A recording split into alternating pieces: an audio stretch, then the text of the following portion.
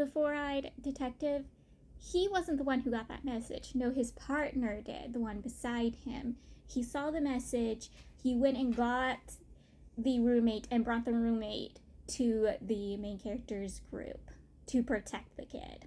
The four-eyed detective tells the main character everything. First, he tells the main character that the director was never around. His right-hand man was the one who would give off information to everybody, specifically the deputy of the right-hand man. But even then, the deputy didn't have any power over anyone. And the Stu, the right-hand man, he had his little clique. He only ever really talked to the members of his clique and only worked with those people. So he just assumed it was a little group thing. It was until the case with the driver's sister that he became suspicious.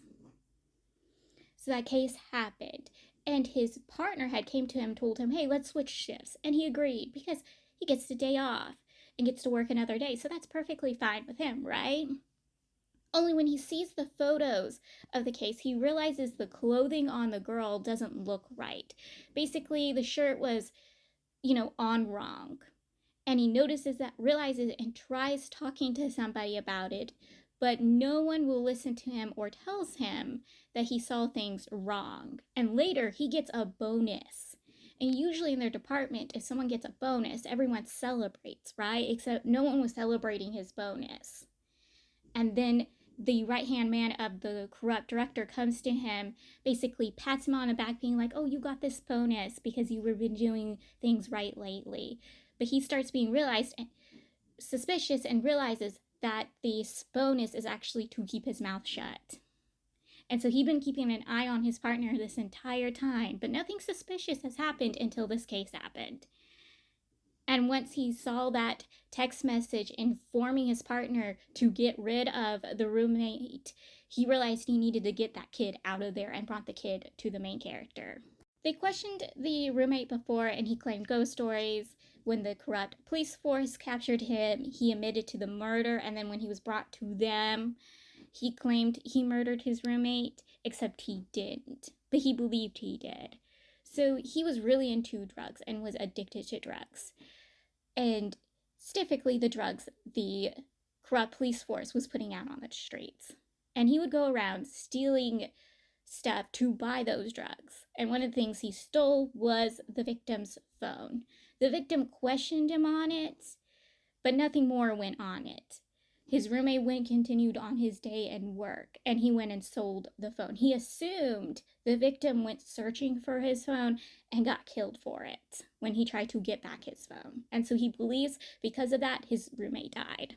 The tie that the lawyer found, that the lawyer believed was used or possibly used to kill the victim, does have the fingerprints of the framed suspect on it, and it only has his fingerprints.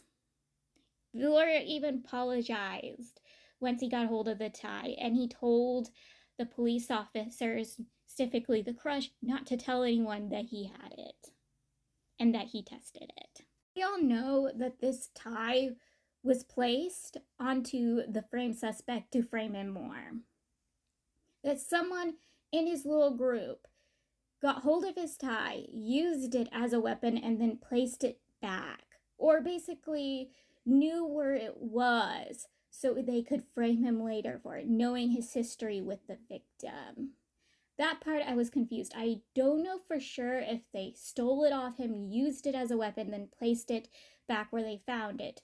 Or they just knew that he had a tie and would just randomly leave the tie somewhere, specifically knew he left it in his car and then used another tie to kill the victim to frame this dude. I'm not sure which one it was, but I know specifically the tie was a weapon and that the tie was going to be used to frame him. The main character, male lead, and the crush, they're sitting down having a conversation on who the killer is.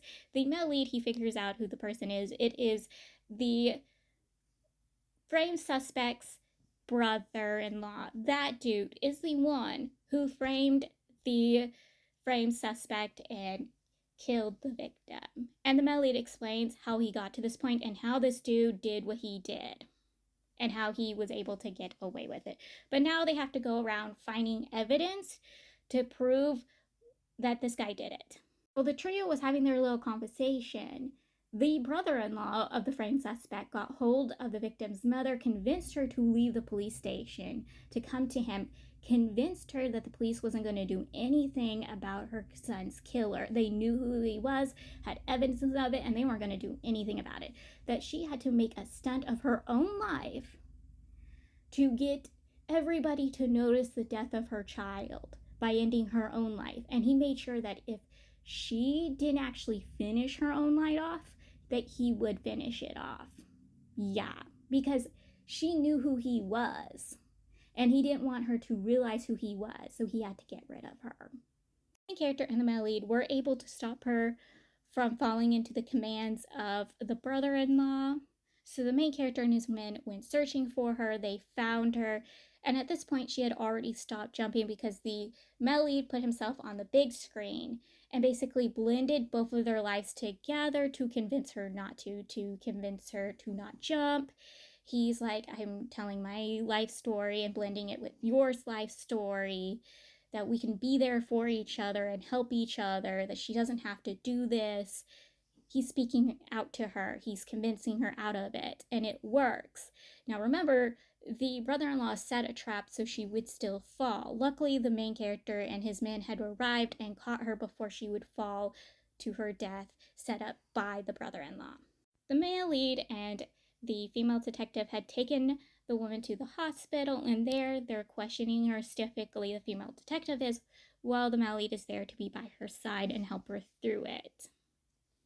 The woman did not first recognize the brother-in-law, and then she realizes who he is, and she tells the female detective and the male lead who he is. So he was a kid from her village. He was one of the older kids.